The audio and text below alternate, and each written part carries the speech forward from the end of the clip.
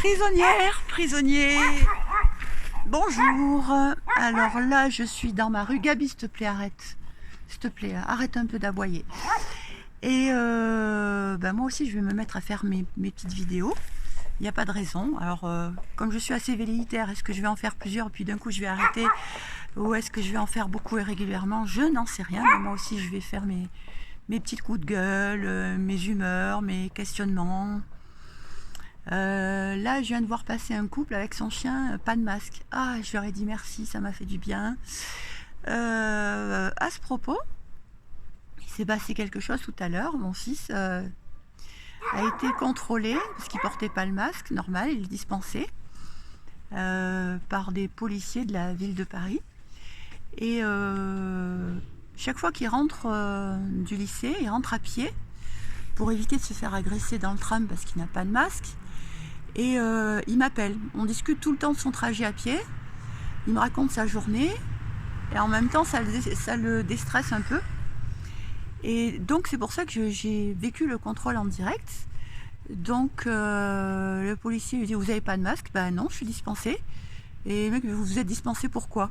J'ai dit: mon fils, passe-moi le policier au téléphone, passe-le-moi tout de suite au téléphone. Donc je dis: voilà, je suis la maman. Vous n'avez pas à demander à mon fils pour quelle raison il est dispensé. Il a dans sa pochette le duplicata du certificat médical et de sa carte MDPH. Donc il a tous les justificatifs, mais ne lui posez pas la question de savoir pourquoi il est dispensé. C'est pas une question de honte ou quoi que ce soit, au contraire. Mais c'est juste une question que le policier n'a pas le droit de poser. Voilà. Et donc voilà. Donc finalement, il m'a dit ok. Je lui ai dit que j'avais les originaux, que j'étais pas loin, donc je pouvais les lui apporter. Mais finalement, ça s'est très très bien passé. Il a montré sa carte MDPH et ça s'est arrêté là. Mais enfin, voilà.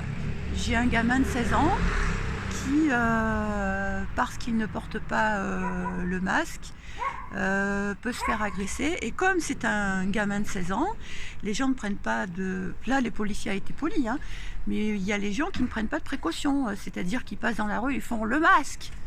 Dis donc, abruti, tu peux dire bonjour, t'es pas policier, t'es pas... Donc qu'est-ce que tu as à t'adresser comme ça à mon fils? Déjà, t'as raté ta vocation, passe le concours, d'accord?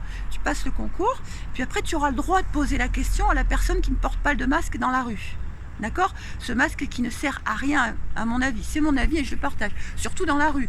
Dans une salle d'attente d'un cabinet médical, d'un cabinet de soins, quel qu'il soit, dentaire, kiné, tout ce que vous voulez, d'accord. Mais alors dans la rue, c'est insupportable. Donc voilà.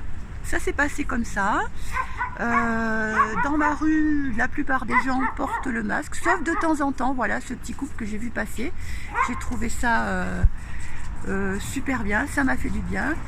J'ai pris le courage de sortir dans cette rue de zombies, comme dans toutes les rues de Paris, histoire de faire 2 courses. Et puis de prendre un petit peu l'air quand même, quoi. Mais sortir dans ces rues de zombies, c'est difficile pour moi et je me demande comment vous pouvez supporter ça. Moi, je ne supporte pas. D'ailleurs, vous voyez, je ne mets jamais le masque dans la rue, je l'ai sous le menton pour rentrer à la pharmacie, pour rentrer dans les épiceries, pour rentrer faire mes courses, simplement parce que les commerçants risquent une amende juste parce que moi, je n'ai pas mis le masque. Donc, mon choix, je n'ai pas à le leur imposer. Alors, en même temps, j'aimerais bien qu'on ne m'impose pas ce choix à moi non plus. Mais dans la rue, ah non, dans la rue, je ne mets pas le masque. Voilà, à plus tard.